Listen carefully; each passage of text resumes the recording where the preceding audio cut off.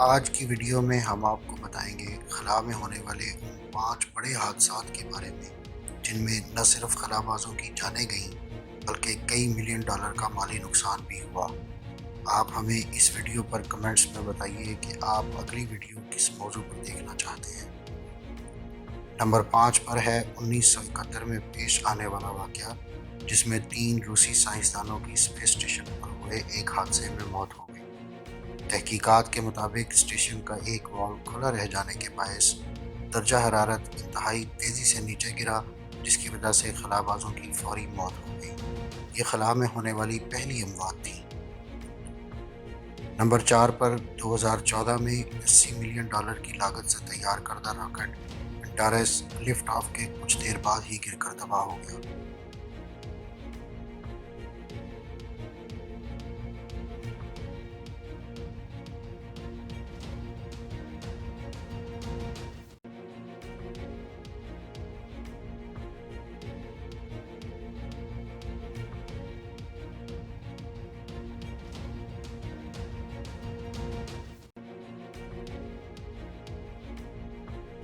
Number 3 پر موجود ہے ذکر 2003 میں اسپیس شٹل کولمبیا کا، جو خلا سے واپسی پر جب زمین کے آربٹ میں داخل ہوئی تو کچھ ہی دیر میں حادثے کا شکار ہو کر تباہ ہو گئی۔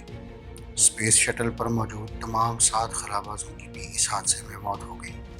بعد میں ہونے والی تحقیقات سے پتہ چلا کہ شٹل کے ایک ونگ سے فوم کا ایک ٹکڑا ٹکرانے سے جو نقصان ہوا تھا وہی زمین پر واپسی پر فضائی دباؤ کے باعث حادثے کا باعث بنا۔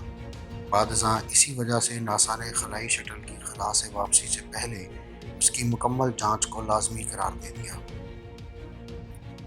اگر آپ سائنس اور اسپیس کے دلچسپ رازوں کے بارے میں جاننا چاہتے ہیں تو لائک اور سبسکرائب کیجیے ہمارا چینل اور گھنٹی کا بٹن دبائیے تاکہ نئی ویڈیوز آپ کو فوری مل سکے۔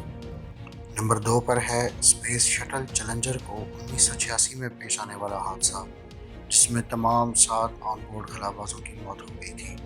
لفٹ آف کے تھوڑی دیر بعد ہی راکٹ سے ایک حصہ الگ ہو کر حادثے کا باعث بنا۔